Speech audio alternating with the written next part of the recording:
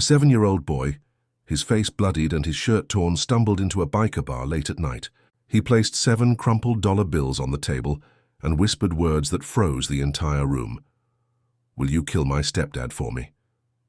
For a moment, the bar was silent. Richard, the chapter president, stepped forward, knelt down and asked gently, "What's your name, son?" The boy's voice trembled. "Tyler." Richard scanned the bruises across his face and body.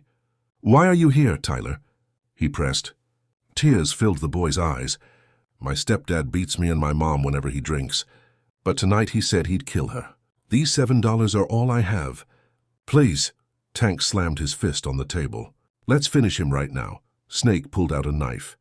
"We don't need money for this." But Richard shook his head. "No, this kid isn't looking for murderers. He's begging for protection."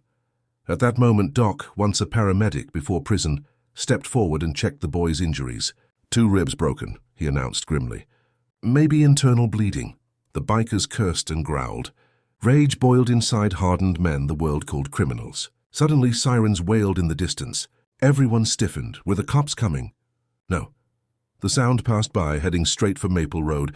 Tyler's face turned pale. "That's my home," he whispered. Richard stood tall. "Saddle up. We ride for him tonight." In seconds, 15 engines roared to life, shattering the silence of the night. Tyler clung to Richard's back as the pack of motorcycles tore down the highway, neon lights blurring into streaks. When they arrived, the trailer park was swarming with police cars and ambulances. Sheriff Johnson stepped forward. "Richard, you can't be here." Richard's voice thundered. "Where is the boy's mother?" The sheriff answered quickly, "She's alive." But the stepdad was shot. A neighbor stopped him.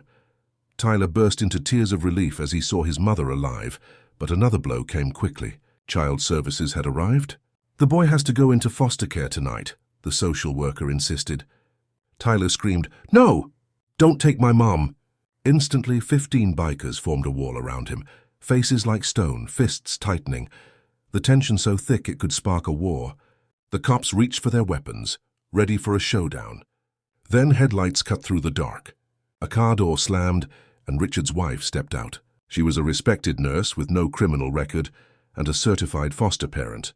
"I'll take custody of this boy legally," she declared. The social worker hesitated but had no choice. That night, Tyler was safe, but the danger wasn't over. The next morning, his stepdad was expected to walk free on bail. Fear spread through the room, until Tyler pulled an old phone from his pocket. "I recorded him," he said quietly. Everyone froze. On the phone were 17 videos spanning 6 months. His stepdad beating him and his mother, clear evidence of abuse. The prosecutor's eyes widened. This changes everything. Bail was denied, and the man was charged with dozens of counts of child abuse. He wasn't going anywhere. Still, threats remained. His brothers, 3 meth dealers with guns, showed up at the motel where Tyler and his mom were staying. But waiting in that parking lot were 15 bikers, engines idling, eyes blazing.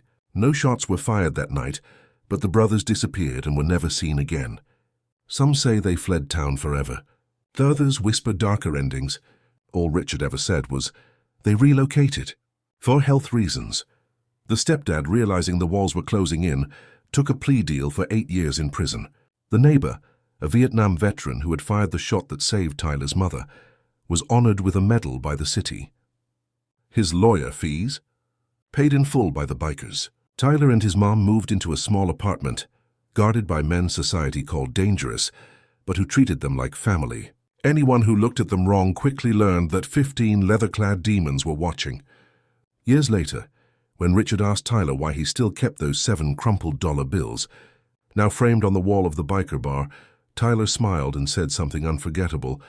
"Because those $7 bought me an army of guardian angels who looked like devils." And sometimes, it's true, the most dangerous men make the best protectors, because they know violence and they know exactly when not to use it.